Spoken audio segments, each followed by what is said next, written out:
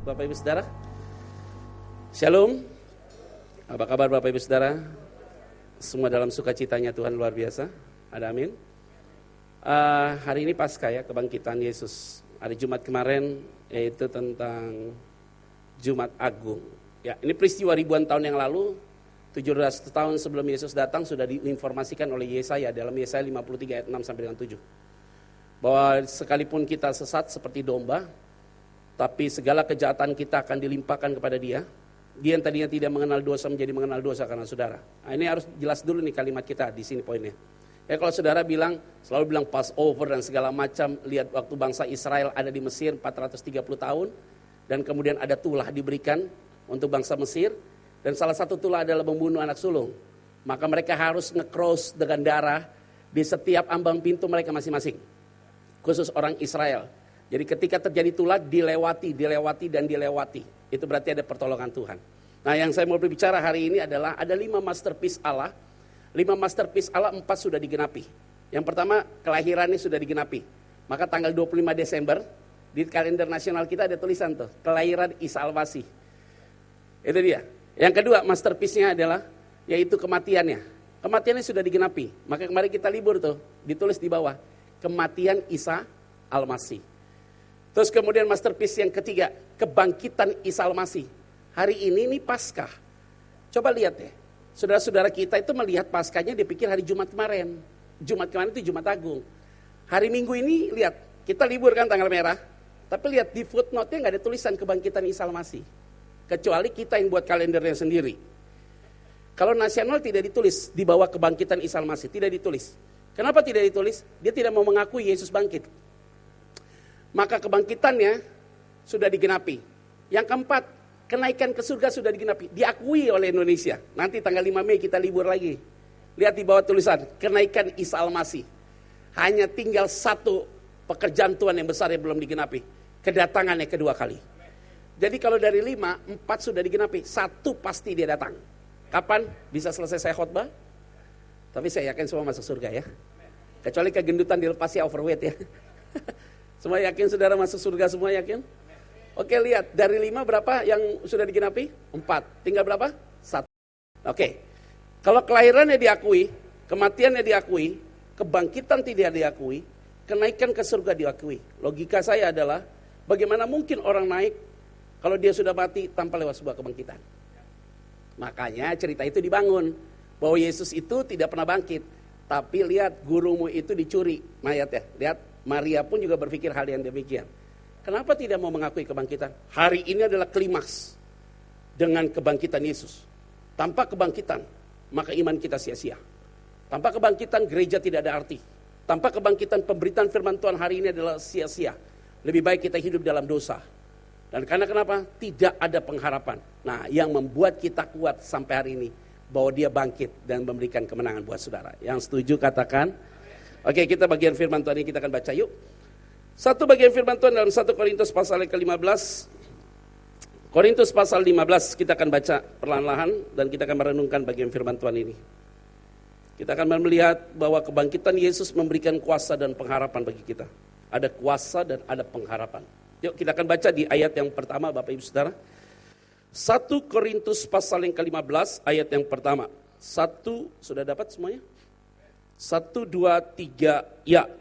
Dan sekarang saudara-saudara, aku mau mengingatkan kamu kepada Injil yang aku beritakan kepadamu.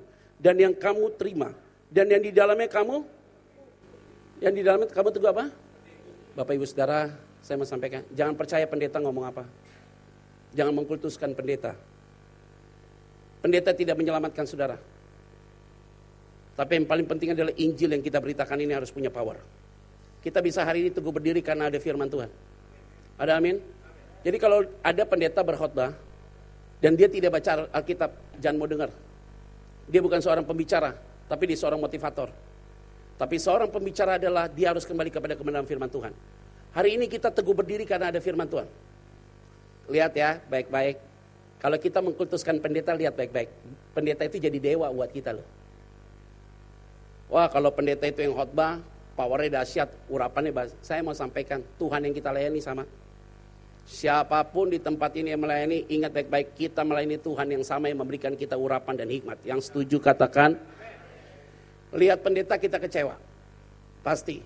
Jadi kalau lihat pendeta, kultusi kepada pendeta, dua kemungkinan. Tuh pendeta jadi berhala dalam pikiran kita, atau kemungkinan kedua, tuh pendeta umurnya cepat pendek. Dipanggil Tuhan. Saya gak mau dipanggil Tuhan. Ingat baik-baik, jangan lihat sosok pendeta menjadi idola kamu. Tapi lihatlah firman Tuhan menjadi kekuatan buat saudara. Yang setuju katakan. Akhirnya apa? Kita ngerti nih, siapa pun nggak pusing sekarang. Karena kenapa? Kita datang, kita berjumpa dengan Tuhan. Pak, Bu, sekarang mau tanya jujur nih, semua yang hadir di tempat ini. Yang dari rumah sudah berdoa datang untuk merasakan hadirat Tuhan. Ada nggak? Dari rumah sudah berdoa. Puji Tuhan. Udah, kalau gitu pasti diberkati Tuhan. Kalau dari rumah kita sudah berdoa, sampai di sini pujian belum dinyanyikan, kita sudah diberkati Tuhan. Khotbah belum disampaikan, sudah diberkati. Kenapa? Hadirat Tuhan ada di tempat ini. Saya berbicara bukan karena saya hebat, karena urapan Tuhan yang Tuhan menyertakan saya. WL memuji Tuhan, singer memuji Tuhan, pemain musik semua multimedia, karena Tuhan. Nggak ada satu pun di sini bergerak tanpa Tuhan. Dan ingat baik-baik Bapak Ibu Saudara, pemain bisa berganti setiap zaman. Tapi sumber tidak pernah berganti. Yesus Kristus. Yang setuju katakan. Berikan tepuk tangan yuk buat Tuhan Yesus. Lihat ayat yang kedua. Kita akan baca yuk ayat yang kedua. 1, 2, 3 ya. Oleh Injil itu kamu diselamatkan. Asal kamu?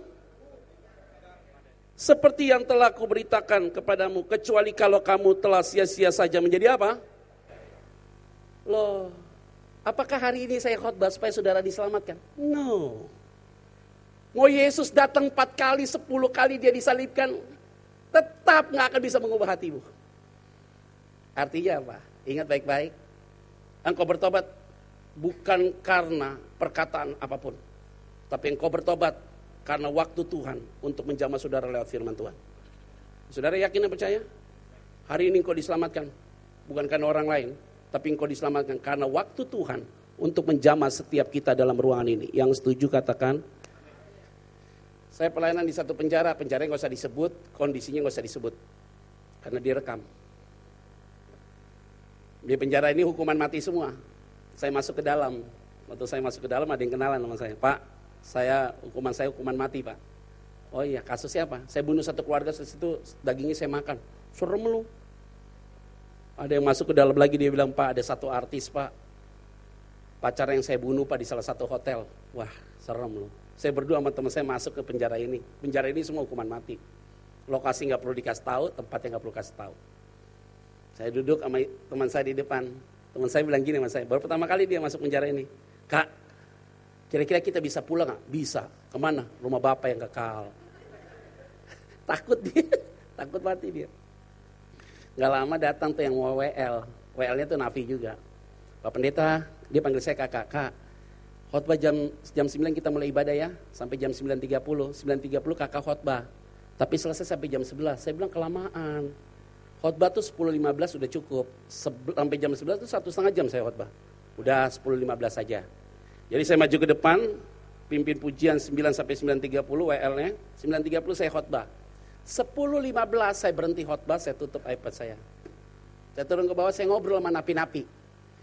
Ngobrol sama napi-napi gak sadar 45 menit, saya lihat udah jam 11 kurang 5 menit. Langsung saya bilang, bapak-bapak minta maaf, kesepakatan kita sampai jam 11. Jadi saya bilang cukup, saya maju ke depan. Saya suruh mereka semua berdiri, napi-napi itu. Saya panggil pemain keyboardnya, maju ke depan. Tujuannya apa sih? Buat nyanyi aja. Saya bilang angkat pujiannya satu. Lagu ini lagu tua sekali sih, Mak. Dia jamah segenap hidupku dan beri damai di hatiku.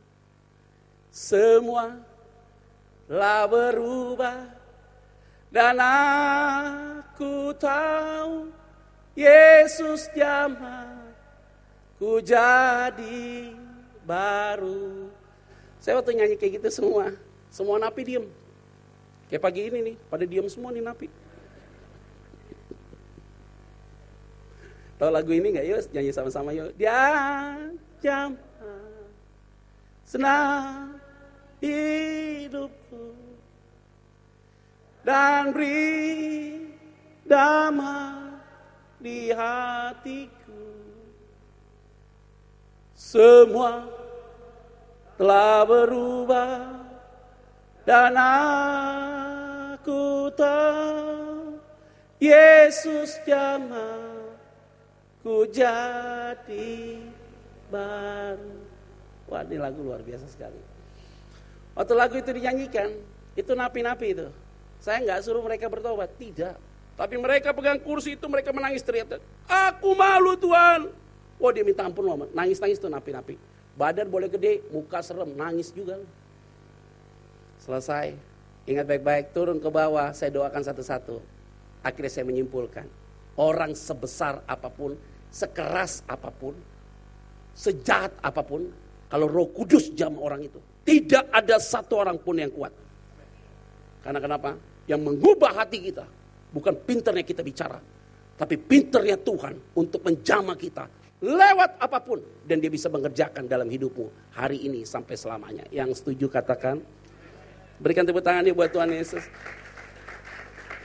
Keluar mereka peluk, keluar saya, aduh napi-napi ini happy loh. Ingat baik-baik, hari ini saya ada di tempat ini karena saya sudah mengalami Tuhan dalam hidupmu. Jadi orang Kristen tidak mengalami Tuhan, salib tidak punya arti sama sekali. Tapi jadi orang Kristen sudah mengalami Tuhan, salib bermakna. Yang setuju katakan. Bukti orang mengalami Tuhan apa tuh? Dari tadi saya gak suruh ngomong amin, pada ngomong amin kan? Waktu ngomong bilang amin, waktu ngomong bilang amin. Saya tidak bicara, saudara bicara amin. Kenapa? Spirit kita sama. Karena kita bicarakan kebenaran firman Tuhan. Orang yang sudah mengalami Tuhan, spiritnya sama, frekuensinya nyambung. Setiap apapun yang dibicarakan untuk kemuliaan bagi nama Tuhan. Tuh kan? Amin lagi kan? Lihat ayat yang ketiga. Yuk kita baca. Ayat ketiga kita akan baca yuk. 1, 2, 3, ya.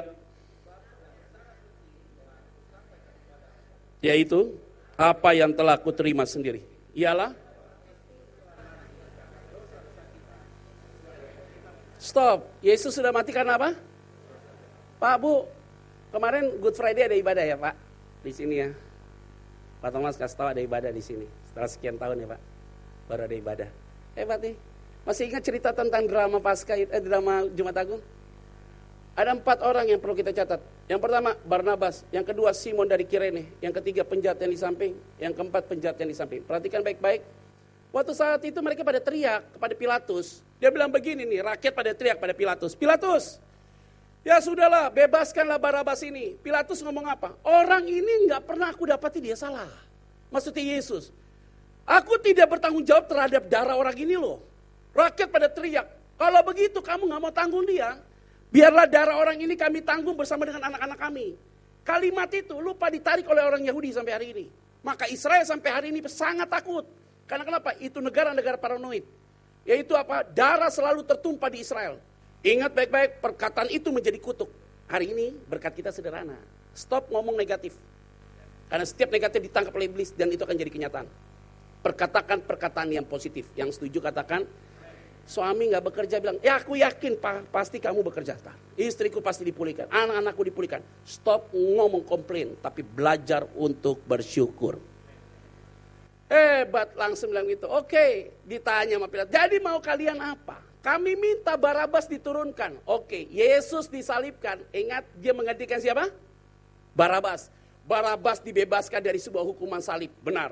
Tapi Alkitab tidak pernah catat tentang kondisi Barabas hari ini. Itu berarti ngeri loh.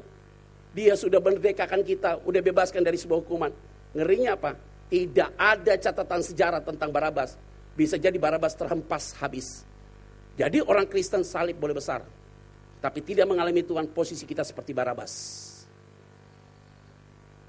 Yang kedua, Simon orang Kirene. Dia tidak pernah berpikir untuk ketemu dengan Yesus. Mana pernah berpikir dia ketemu dengan Yesus?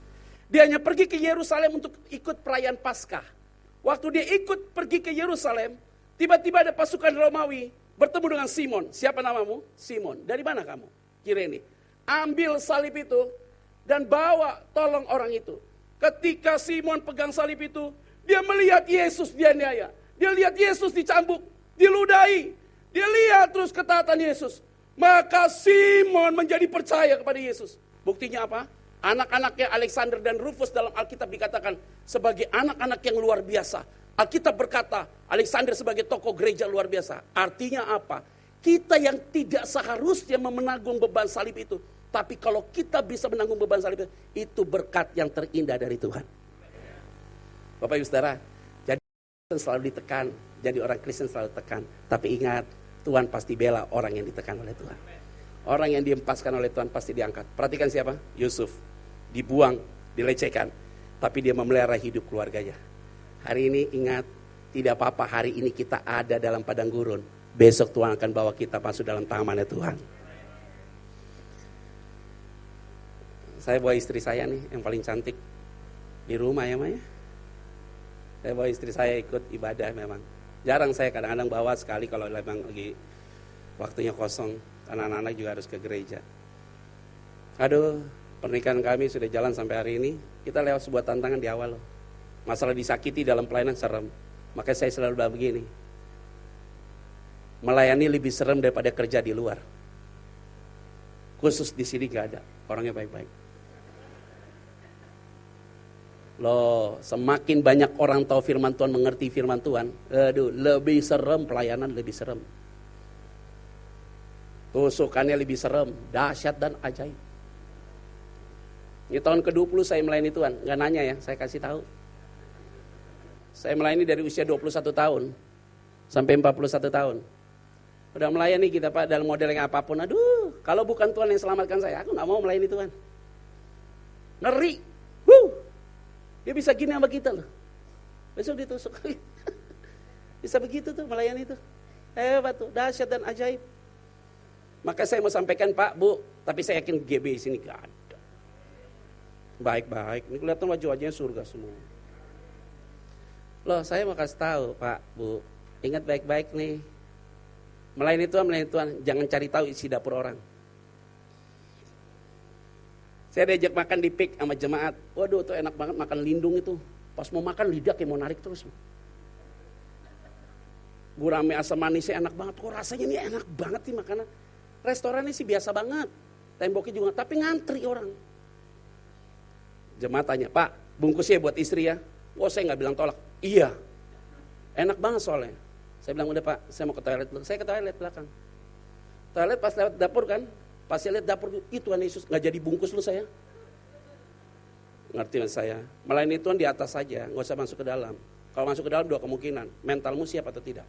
2 kemungkinan, kamu mundur, kualitas rohani hancur. Makin tough di situ tidak mengundurkan diri, itu top. Dan saya yakin orang-orang yang tipe yang kedua, yang excellent di tempat ini. Supaya saya pulang aman Pak. Wah hebat, kita ditekan lo Simon orang kira ini menjadi orang yang luar biasa. Alkitab berkata keluarganya diselamatkan Tuhan. Yuk lihat, ketika Yesus disalibkan, ada orang yang di samping Yesus yang disalibkan bilangnya begini. Kalau engkau Mesias, anak Allah, selamatkan dirimu dan selamatkan aku. Hidup di tahun anugerah, merasakannya berbeda. Ada resistensi terhadap kekristenan. Ada resistensi terhadap karya Kristus yang luar biasa. Yesus, kalau memang kau Mesias anak Allah, selamatkan dirimu dan selamatkan diri aku. Lihat Yesus jawab dalam Alkitab, enggak. Bagi Yesus, enggak penting. Dia enggak jawab sedikit pun loh. Tapi penjahat yang di samping ngomongnya apa? Hebat penjahat yang di samping. Dia bilang tidak kepada Yesus. Tapi dia bilang kepada penjahat, hei kita ini orang berdosa. Kita layak dan kita jahat dan kita layak untuk disalibkan. Tapi kalimatnya apa? Orang ini tidak salah. Yesus, kalau engkau datang sebagai raja, ingat akan aku. Hebat, Yesus langsung jawab, mulai hari ini engkau bersamaku di Firdaus. Yesus disalibkan. Ada orang yang resistensi, ada orang yang terima. Ikut Tuhan tidak selamanya engkau disenang orang. Ada juga yang tidak senang. Tapi ingat, fokus pada Kristus, engkau pasti dimenangkan oleh Tuhan. Berikan tepuk tangan nih buat Tuhan Yesus. Mulai hari ini engkau bersamaku di mana? Firdaus. Saudara, ketika Yesus minum anggur asam dan Yesus berkata apa? Sudah selesai. Kenapa dia bilang sudah selesai? Karena dia lihat Allah Bapa turun ke bumi, melihat Yesus tapi dia menutup mata. Maka Yesus berkata, Eloi, Eloi, lama sabatani, Allahku, Allahku, kenapa engkau tinggalkan aku? Karena Bapa menutup mata. Yesus tidak berdosa, tapi dia menanggung dosa saudara. Maka Allah itu kudus. Saudara adalah orang yang berdosa. Yesus menanggung dosa saudara. Dia berkata, kenapa engkau tinggalkan aku? Maka ketika Yesus makan minum anggur asam itu, firman Tuhan berkata apa? Engkau yang berdosa, dia tidak berdosa. Engkau yang berdosa menjadi tidak berdosa karena dia. Dia yang tadinya tidak berdosa menjadi mengenal dosa. Ketika di atas kayu salib, dia minum anggur asam. Dan dia berkata apa? Sudah selesai. Dia ngomong kepada Bapa bahwa tugasku sudah selesai. Dia berbicara kepada saudara. Saudara, dosamu sudah dibayar lunas di atas kayu salib. Yang hari ini kita bangga adalah apa? Dia mati, tapi darahnya berdampak untuk selamanya. Maka ketika kita salah, kita tidak akan pernah hidup di dalam kesalahan itu. Maka kita harus bangkit, karena ada Roh Kudus yang menguatkan kita sampai hari ini. Berikan tepuk tangannya buat Tuhan Yesus. Waduh, dan kemudian Yesus berkata apa kan? Kuserahkan nyawaku, habis dia meninggal. Waktu dia meninggal itu, apa yang terjadi? Ditusuk oleh tombak, keluar darah dan air. Waktu keluar darah dan air, Bapak Ibu Saudara, kenapa Yesus harus mati duluan dan penjahat belum mati? Itu menarik tuh. Kenapa Yesus mati duluan? Kenapa penjahat belum mati duluan? Saudara tahu? Kalau penjahat itu mati duluan, siapa yang bawa dia ke Firdaus? Maka Yesus ditusuk, make sure bahwa dia mati atau tidak. Dinyatakan Yesus mati. Maka kepala prajurit ngomong apa? Sungguh orang ini orang benar. Karena terjadi gempa bumi dan bait Allah terbelah dua. Maka mereka ambil, tidak bisa nakal. Dia bunuh itu para penjahatnya, dipatahkan kakinya. Dipatahkan kakinya. Setelah Yesus mati, baru penjahat itu dimatikan. Dimatikan, karena terjadi gempa bumi. Saudara, kenapa Yesus harus mati duluan? Kalau penjahat itu mati duluan, siapa yang bawa ke Firdaus? Kenapa Yesus mati duluan? Karena dia yang paling sulung, dia harus ada di pintu Firdaus. Dan penjahat itu dimatikan, dia ada di belakang Yesus. Yesus sebagai guiding untuk masuk dalam Firdaus. Hari ini, firman Tuhan katakan, dia yang sulung dalam segala hal. Dia yang bangkit dalam segala hal. Yang membuat kita kuat hari ini. Dan tetap on fire. Dia luar biasa. Berikan tepuk tangan buat Tuhan Yesus. Ya udah gitu doang. Tuhan kita baik. Amin. Darahnya tertumpah buat kita semua. Darahnya telah menyucikan kita. Dan kalau darahnya menyucikan kita, iblis tidak berkuasa lagi. Saudara, kalau Yesus mati kena stroke dan diabetes, Yesus tidak punya kuasa. Tapi kenapa dia harus mati dan harus keluar darah? Karena darahnya itu untuk menanggung dosa saudara. Maka engkau yang sakit disembuhkan, itu hanya bonus. Engkau yang lama dikuatkan, itu hanya bonus. Tapi pengampunan dosa, itu masalah prinsip. Kita bangga punya Tuhan Yesus. Iblis takut loh kalau kita bilang darah Yesus. Oleh darah anak domba, oleh kesaksian kita, iblis dikalahkan, sanya dihancurkan. Oleh darah anak domba. Yesus kalau mati gak keluar darah, gak ada power. Tapi karena ada darah, hari ini iblis telah dipatahkan. Yang setuju katakan. Saudara yang takut sama iblis, belum ada darah Yesus telah menyucikan saudara. Iblis tidak mungkin takut, dia takut lihat kita. Lihat, iblis takut lihat kita karena ada darah Yesus dalam hidupmu. Yang setuju katakan. Berapa tahun yang lalu, saya masih ingat nih Pak Herman atau Mas. Saya pelayanan di retreat perawat di Puncak. Ya mereka bilang, Pak Pendeta khotbah hari Sabtu pagi ya. Oh iya, sama Sabtu malam. Oh iya, wah pembicara saya sendiri kayaknya nih. Bapak bisa datang Jumat malam. Oh iya, saya oh iya terus pokoknya. Jadi Jumat malam, Jumat sore saya sudah sampai Pak Herman di sana. Pas saya sampai di sana, loh, pesertanya hanya 9 orang. 9 orang nih, iya. Saya tanya sama dia, oh ya gak apa-apa. Kak 9 orang doang kak kita kak. Oh tapi nanti yang datang kan 6 orang. Ada di tol. Oh ya. Pembina kalian mana? Sakit kak. Oh. Rundown acaranya mana? Lupa dibuat kak. Kakak aja yang buat. Nah lu. Ini saya pembicara tamu. Pembina mereka gak ada, sakit. Terus mereka gak buat rundown acara. Terus saya suruh buat rundown acara. Waduh. Kalau kita gak berpikir kita udah ditebus semua, saya tinggalin tuh pelayanan. Karena lihatnya kayak gitu, ini pekerjaan Tuhan yang besar aja. Kita gak ngeliat berapa banyak kita khotbah hari ini. Nggak modelnya lagi. Udah capek kayak gitu-gitu. Datang nih 9 orang nih. Karena kita lihat jiwa aja nih. Dan karena kita sudah dipulihkan saja, maka kita mau lakukan itu. Makanya saya mau kasih tahu nih, melayani Tuhan tuh nggak boleh lihat ya apa yang akan terjadi di depan. Tapi melayani Tuhan tuh lihat Tuhan aja yang besar, pasti engkau diberkati Tuhan nih. Udah nih 9 orang nih, selesai. Kita buat rundown acara sendiri loh, hebat. Saya yang buat. Jam berapa pagi olahraga sama-sama, capek deh. Nggak datang 6 orang, 15 orang. Bangun 4:30 kita olahraga sama-sama, segala macam. Saya ngatur semua jadwalnya dia, hebat loh. Makan siang sampai kita atur, makan yang bener loh ya. Sorenya jam 5, udah deh. Saya bilang kita khotbah udah selesai. Biasalah closing untuk khotbah KKR gitu. Karena Sabtu pagi saya harus, Minggu pagi saya khotbah di Hotel Yasmin di Cipanas. Pak Rudi itu honornya. Jadi saya pikir udahlah saya pergi ke situ. Singkat cerita,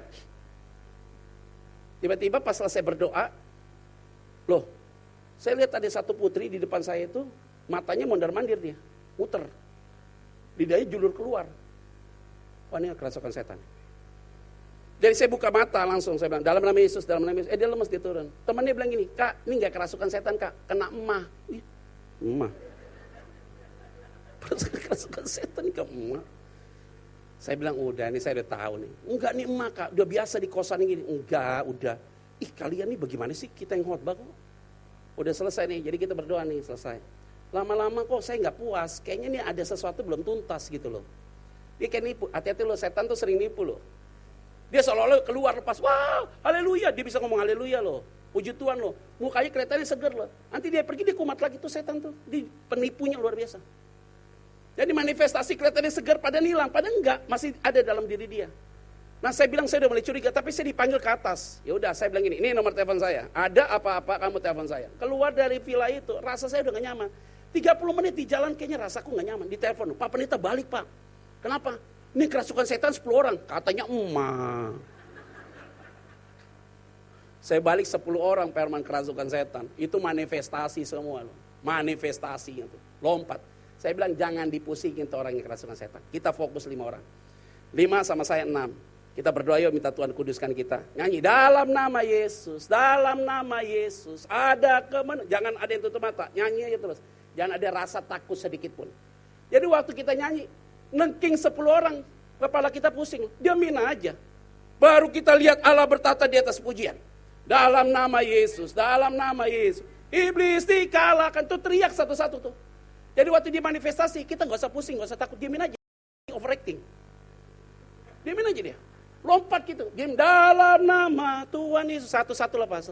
Gak nyampe 1 jam, satu-satu semua lepas. Itu yang 5 orang nyanyi sambil nangis. Saya bilang kenapa? Tuhan dahsyat. Mereka nyanyi sambil bilang Tuhan Yesus dahsyat, Tuhan Yesus dahsyat. Hari ini saya mau sampaikan, iblis tidak berkuasa lagi. Sampai kapanpun dia tidak berkuasa. Karena ada darah Yesus, engkau selalu diberikan kemenangan demi kemenangan. Berikan tepuk tangannya buat Tuhan Yesus. Terlalu banyak pengalaman yang saya alami dalam sebuah pelayanan. Tapi satu hal yang saya mau sampaikan. Orang yang sudah mengalami Tuhan. Ada darah Yesus telah menyucikan saudara. Saya mau sampaikan. Iblis tidak berkuasa. Dosa tidak mungkin berlama lagi dalam hidupmu. Dan engkau tidak mungkin hidup di dalam dosa. Kemungkinan sih jatuh. Yes. Tapi tidak tergeletak. Ada tangan Tuhan yang kuat. Yang setuju katakan. Berikan tepuk tangan sekali lagi buat Tuhan Yesus. Yuk kita baca ayat yang keempat. Kita akan baca. Yuk. 1, 2, 3, ya, bahwa ia telah dikuburkan dan bahwa ia telah dibangkitkan pada hari yang ketiga sesuai dengan apa? Sekali lagi kita baca ayat yang keempat, 1, 2, 3, ya, bahwa ia telah dikuburkan dan bahwa ia telah dibangkitkan pada hari yang sesuai dengan, ya, baik-baik Bapak Ibu Saudara. Orang lahir itu biasa, benar kan? Lahir kalau setiap ibu-ibu melahirkan, keluar anak, anaknya nangis apa tertawa? Kalau tertawa masukin lagi Pak. Nangis apa tertawa? Sekarang saya mau tanya, waktu bayi itu keluar nangis, papa mamanya, opa omanya ikut nangis apa tertawa? Nggak fair. Harusnya pas bayi itu nangis, semua juga nangis, kenapa juga gitu? Enggak tuh, semua tertawa. Hidungnya kayak papanya ya, kupingnya kayak mamanya. Dokternya bilang, biarin aja nangis supaya jantungnya bisa bergerak dengan baik. Hebat ya? Ini anak makin lama makin besar, kita ajar dia ngomong. Sekarang dia udah bisa ngomong, udah banyak ngomong. Kita suruh itu dia manusia tuh. Itu manusia, itu manusia tuh. Nanti kita lihat nih kebangkitannya nih, baru kita lihat nih. Paradoks saja nih hidup nih. Dia nggak bisa jalan, sekarang udah bisa jalan, bahkan dia bisa berlari. Udah makin bisa jalan, kita suruh banyak diam di rumah. Selesai. Habis nih ceritanya. Lihat, ketika seseorang meninggal, dia ada di peti jenazah. Pertanyaan saya, jenazahnya nangis apa tersenyum? Jenazah yang ada di peti jenazah, itu nangis apa tersenyum? Sekarang saya mau tanya, semua orang yang masih hidup di sekeliling peti jenazah, nangis apa tersenyum? Harusnya senyum. Waktu dia senyum, keluarga aja bilang, pulang gak lo. Enggak lo. Hidup itu paradoks kan? Paradoks hidup itu. Itu fakta lo, hebat lo. Jadi kalau Yesus mati, harusnya hari ini kita, kemarin hari Jumat, nyanyi dengan kemenangan. Kalau dia nggak mati, saudara, habis hidup ini. Hari ini kita bangkit, nggak boleh ada yang sedih. Lebih super power lagi kemenangan kita. Ada amin nggak? Lahir itu biasa, yes. Pola pikir kita jangan pola pikir ya kita sendiri, tapi cara berpikir Allah sama kita beda banget, beda banget. Lihat anak-anak itu nangis, kita tertawa. Dia balik tersenyum, kita nangis. Beda cara pandang kita dengan Tuhan. Habis kalimatnya nih, baik-baik. Orang mati itu biasa. Orang bangkit itu biasa. Orang dibangkitkan itu biasa. Karena Lazarus pernah dibangkitkan dan kemudian dia mati lagi. Tapi membangkitkan dirinya sendiri itu luar biasa. Yang membangkitkan dirinya sendiri hanya satu pribadi, yaitu Yesus Kristus. Mau tahu buktinya kenapa Yesus membangkitkan dirinya sendiri? Masih tahu? Maria masuk ke dalam kuburan. Dan kemudian ada kain yang terbungkus rapi. Siapa yang bungkus? Yesus. Karena dia ingat nasihat orang tuanya. Bangun tidur jangan lupa lipat sarung.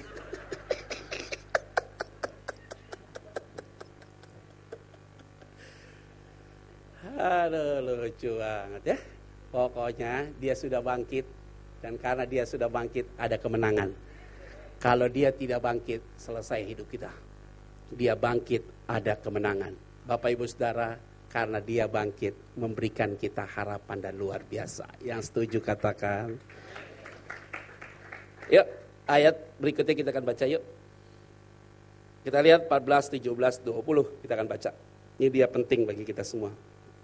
14, 17, dan 20 kita akan baca di ayat yang ke-14. 1, 2, 3, ya. Tetapi andai kata Kristus tidak dibangkitkan, maka sia-sialah pemberitaan kami dan sia-sialah juga. Rugi kita percaya sama dia. Pemberitaan kita hari ini kosong. Lihat ayat yang ke-17, 1, 2, 3 ya. Dan jika Kristus tidak dibangkitkan, maka sia-sialah kepercayaan kamu. Dan kamu masih hidup dalam apa? Habis kita, lebih baik kita buat dosa, gak usah buat gereja. Gak ada pelayanan gak apa-apa. Kalau dia gak bangkit, sia-sia iman percaya kita.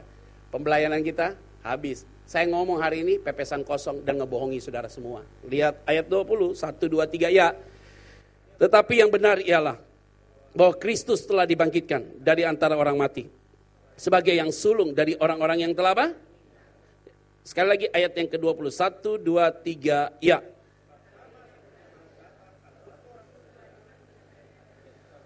Sebagai yang sulung dari orang-orang yang apa? Kita bangga. Hari ini ada kebangkitan. Kebangkitan di masa lalu. Yesus sudah kerjakan. Dan kebangkitannya berdampak sampai hari ini. Ada kemenangan buat Bapak Ibu Saudara. Iman percaya kita tidak sia-sia. Pemberitaan firman Tuhan hari ini berbobot. Tidak mungkin pepesan kosong. Dan kalau kita ada dalam ruang ini, kita bangga. Karena kenapa? Yang kita layani adalah pribadi yang luar biasa. Bapak Ibu Saudara, yakin ya bahwa Tuhan itu berbicara buat saudara dan saya? Saudara gak yakin kalau dia bangkit? Saya yakin. Loh kenapa dia bisa yakin? Dia sampilkan kok ketemu dengan para murid-murid, ada buktinya. Alkitab dengan jelas, saya bisa bertobat, Bapak Ibu Saudara bisa bertobat, mengalami Tuhan. Apakah Tuhan tidak berbicara langsung pada kita? Dia bisa pakai orang fasik, dia bisa pakai supir kita, dia bisa pakai pembantu kita, dia bisa pakai orang di sekitar kita. Dia bisa pakai siapa saja. Yang tujuannya satu, orang benar dipulihkan oleh Tuhan. Dia bangkit memberikan kita kekuatan. Akhirnya apa? Kita melayani Tuhan jadi enak loh, jadi tenang loh. Pak, Bu, kalau kita nggak ngerasakan kebangkitan Tuhan, pelayanan kita tuh capek loh, lelah loh. Maka banyak orang yang melayani ujungnya begini, Pak, kok saya sekarang melayani Tuhan kok jadi tawar hati? Yang salah siapa? Dia yang salah. Kalau melayani Tuhan sudah mengalami tawar hati, saudara ada konsep yang salah dan hatimu ada yang nggak benar. Melayani Tuhan tidak bisa tawar hati. Maka Paulus katakan apa? Oleh karena kemurahan Allah aku menerima pelayanan ini sehingga aku tidak tawar hati. Kalau hari ini engkau tawar hati, engkau gelisah, engkau banyak komplain, ada motivasi yang salah. Orang yang sudah merasakan kebangkitan Tuhan, dia tidak mungkin tawar hati. Apapun kondisinya, dia tetap melayani Tuhan. Yang setuju katakan, ada saat yang melayani Tuhan dihargai loh. Ini cerita nih Pak. 6 tahun yang lalu ya Mak ya, kali mungkin 6 tahun 7 tahun yang lalu. Saya diundang khotbah sama seseorang, satu komunitas KKR. Ini Pak yang hadir 1.000 orang Pak. Oh saya nggak pusing, 1.000 orang kata dia. Yaudah saya datang. Waktu saya datang ke tempat acara KKR, saya duduk di depan Pak. Tahu saya lihat ada satu flyer. Flyernya itu saya lihat acara KKR malam itu. Saya lihat namanya bukan nama saya, nama orang. Terus saya tanya dong sama panitianya, ini bukan saya yang khotbah kali di tempat ini. Jawaban dia bilang apa? Gak apa-apa Pak, pakai nama ini supaya jemaatnya banyak yang datang. Itu Tuhan Yesus. Ini saya ingat di peristiwa ini nih, Bapak Ibu Saudara, membuat hati saya kecut loh. Hati saya kecut seketika loh. Waduh. Saya lihat dia udah artis namanya disebut di situ. Nama pembicara disebut di situ. Dan kemudian kita ada di situ lagi. Hati saya kecut lihatnya begitu. Hampir saya nggak mau khotbah tuh. Lagu pujian firman Tuhan sudah dinyanyikan, saya duduk di situ tuh. Tapi di hati saya gini, hanya gitu doang perasaan saya. Saya rasa itu Tuhan berbicara sama saya. Ingat, ini pengalaman subjektif. Tapi Tuhan bicara sama saya. Masa gitu aja tersinggung kamu? Baru begitu tersinggung, nggak ada cerita khotbah. Oh saya minta ampun sama Tuhan di situ loh. Aku tahu oleh karena kasih karunia Tuhan lah aku melayani Tuhan hari ini. Udah maju saya ke depan, saya khotbah. Nggak sadar saya khotbah. 1 jam 15 menit. Dan saya lihat orang yang maju ke depan di jamaah Tuhan luar biasa. Keluar acara KKR habis. Saya tidak diucapkan terima kasih apapun oleh mereka. Dicuekin aja. Datang gak disambut, pulang dicuekin. Dahsyat. Tersinggung lah nih manusia nih, darah dan daging. Masih tersinggung saya, keluar saya. Tapi saya ingat lagi, kalau orang di jamaah itu karena Tuhan. Turun sampai di bawah. Nggak ada satu orang pun yang say thank you apapun. Saya masih ingat sekali istri saya dijemput di depan. Dia jemput saya di Karawaci, dia bawa saya. Arah kita mau ke ambasador, ada sesuatu di sana. Di tengah jalan hati saya udah mulai panas tuh. Kurang ajar tuh orang. Model begitu.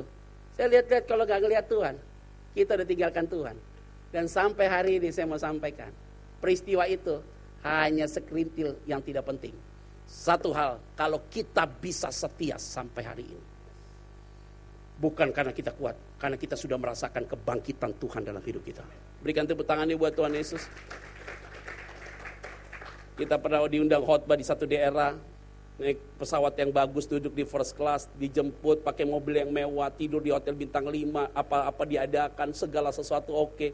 Mau pencet lift aja dipencetin, oh dahsyat tuh. Mau jalan tas dipegangin, sampai begitu kita melayani pernah rasakan hal begitu. Pulang orang hargai kita, waduh Bapak dahsyat luar biasa, dipuji tuh kalau bisa nggak bisa turun lagi loh. Selesai loh habis, sampai di Jakarta, 1 bulan kemudian saya khotbah di Sumatera Selatan, turun dari pesawat, nunggu dijemput, mana yang jemput nggak ada, truk yang jemput loh. Bapak duduk mana? Di belakang saya berdua sama teman saya loh, naik truk kelapa sawit, jalan loh ke tempat pelayanan, getar loh 2 jam loh. Salah bawa kostum, bawa jas. Udah musim panas, debu naik, sini rambut merah semua. Kenceng jalan. Saya tanya sama panitianya, pelayanannya berapa jam lagi? Deket Pak Pendeta, saya bilang matahari juga deket. Lihat tuh matahari deket. Main dekat-dekat aja. Matahari juga deket, coba lihat. Jalan. 1,5 jam, tambah 2 jam, 3 jam setengah. Turun dari truk itu geter terus loh. Tidur di rumah jemaat, kasihan tanahnya merah sekali. Di Lematang, suku Lematang di Sumatera Selatan. Tanahnya merah sekali, masuk ke dalam. Pak Pendeta tidur di sini, gelar tikar, siap. Saya berdoa sama teman saya. Pak Pendeta mau minum apa? Saya tanya sama teman saya, lu minum apa? Teh manis. Dia teh manis bu. Pak Pendeta, air putih. Keluar air putih warna teh manis. Nyesel banget saya di sini.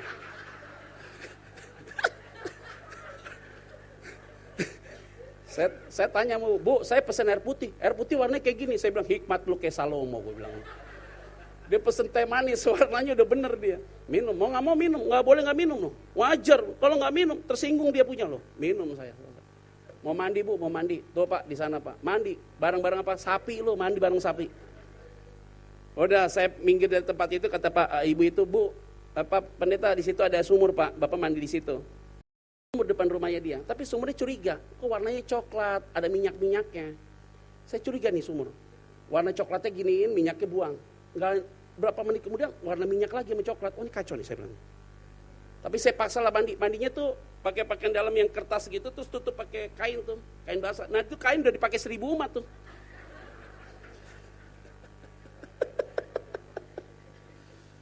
Ikat di sini, udah mandi pakai sabun cair kan, pakai spoon gini. Sabun cair biar orang nggak berbusa sama sekali loh, dahsyat loh. Kok nggak berbusa nih, saya bilang kenapa? Tiba-tiba orang kampung lewat, Pak nggak bisa pakai sabun itu, pakai apa? Rinso Tuhan Yesus, saya bilang. Dia pikir gue cucian pakaian kali. Waduh, pengalaman ini baru pengalaman yang kayak begitu. Udah banyak pengalaman yang lain, Pak. Bahaya 20 tahun ya, ada saatnya disesat dan segala macam. Kalau kita nggak ngelihat Yesus itu bangkit memberikan kemenangan, tinggalkan Tuhan kita. Hari ini ingat baik-baik, jangan ada satu orang pun undur dari pelayanan. Jangan ada satu orang pun undur dari rumah tanggamu. Walaupun suamimu bawa engkau jadi terlibat Tuhan Yesus, bukan karena suamimu, karena dia dipakai Tuhan aja, tapi karena Tuhan aja mau pulihkan saudara. Berikan tepuk tangan buat Tuhan Yesus ya. Yuk, terakhir, udah habis pulang, tidur yuk. Makan pagi. Yuk, kita baca yuk. Ayat berapa sekarang? 36, 44, 51, 52. Bacanya cepat saja. Yuk. 36. 1, 2, 3, ya. Hai orang bodoh, apa yang kau sendiri taburkan tidak akan tumbuh dan hidup. Kalau ia tidak mau bangkit, mati dulu. Semua nih hidup kita 70-80 tahun, udah pasti. Mau kaya, mau miskin, kalau mati 3 hari bau busuk. 1 bulan diomongin orang, 2 bulan orang cuek sama kita. Selesai kita, habis. Kita harus mati supaya hidup. Biji mangga dimatikan dulu baru ditanam, baru bisa tumbuh dia. Seperti benih gandum, sama. Semua orang mau bangkit harus dia mati dulu. Ayat 44, 51, 52. 1, 2, 3, ya. Yang ditaburkan adalah tubuh alamiah. Yang dibangkitkan adalah, jika ada tubuh alamiah, maka ada pula apa? Ayat 51, 52. Sesungguhnya aku menyatakan kepadamu suatu rahasia. Kita tidak akan mati semuanya, tetapi kita semuanya akan apa? Dalam sekejap mata. Pada waktu bunyi nafiri yang terakhir. Sebab nafiri akan berbunyi. Dan orang-orang mati yang akan dibangkitkan dalam keadaan yang tidak dapat binasa. Dan kita semua akan apa? Ini selesai khotbah begini nih Pak. Saya menemukan 2 kesimpulan di ayat yang tadi. Ingat, orang di luar Yesus sama orang di dalam Yesus. Antara unbeliever sama yang believer, beda. Di luar Kristus sama di dalam Kristus. Orang di luar Kristus, ingat baik-baik, hidup sekali, mati 2 kali. Kok bisa begitu? Ya. Waktu dia lahir sebagai tubuh manusia, dia lahir hidup. Maka dia mati secara tubuh. Tapi rohnya mati untuk selamanya. Hidup sekali, mati 2 kali. Unbeliever di luar Yesus. Tapi mereka yang believer, mereka yang percaya pada Yesus, berbeda. Hidup 2 kali, mati sekali. Waktu hidup sebagai manusia, maka dia harus mati juga sebagai manusia. Tapi bedanya adalah, rohnya hidup untuk selamanya. Saudara dan saya, firman Tuhan katakan apa? Walaupun engkau mati, tapi engkau hidup untuk selamanya. Jika engkau percayakan kebangkitan Yesus, engkau hidup untuk selamanya. Yang setuju katakan, yakin saudara dibangkitkan oleh Tuhan? Dalam sekejap mata engkau diubah oleh Tuhan. Ingat, Tuhan akan angkat engkau. Engkau akan tinggal di rumah Bapa yang kekal. Paulus katakan, selagi engkau hidup dalam dunia, penuh dengan kekhawatiran karena ini adalah tenda yang akan dibongkar. Tapi engkau akan kembali ke rumah Bapa yang kekal. Engkau akan menikmati dengan karya Tuhan yang ajaib. Bapak Ibu Saudara, jangan takut bahwa Tuhan beserta engkau. Tuhan akan menyertai engkau dalam segala hal. Ada jemaat nih Pak, closing, gendut sekali badannya. Saya khotbah di satu gereja. Berapa bulan yang lalu tuh. 1 tahun yang lalu. Selesai khotbah nih, jemaat yang gemuk ini panggil saya nih. Anak muda sih. Pak Pendeta, saya mau revisi khotbah Bapak deh. Oh iya, kenapa dek? Coba cerita. Pak Pendeta bilang katanya di surga nyanyi doang. Iya, Alkitab ngomongnya begitu. Sepertinya enggak loh Pak. Jadi ngapain di sana? Ada makan minum. Ih, badannya gendut memang sih dia nih. Nggak ada di sana yang nyanyi doang. Dia bilang kan boring Pak kalau nyanyi doang. Enggak boring. 1000 tahun bagi dunia ini 1 hari bagi Tuhan kok. Bagaimana ya Pak perasaan kita di surga ya Pak? Berangkat aja duluan saya bilang. Pak di sana bisa makan Pak? Nggak bisa makan deh. Tapi dia ngotot sampai di parkir mobil. Bisa deh Pak makan. Ya udah deh makan deh. Saya bilang sama dia, anggaplah di sana di surga bisa makan. Pertanyaan saya, selesai makan pembuangannya di mana? Mikir dia. Kamu enak aja buang di atas lari ke bumi kena ke saya. Jangan kamu. Ya makan tuh. Terus kita bilang, oh blessing. Apaan blessing? Makanya saya bilang nih, ikut Tuhan itu nggak pakai emosi. Ikut Tuhan itu pakai firman Tuhan. Supaya rohanimu dipulihkan oleh Tuhan. Ngertinya sederhana aja, nggak usah pusing lah tentang hal itu. Suami istri bisa kenal. Tapi perasaannya pasti beda.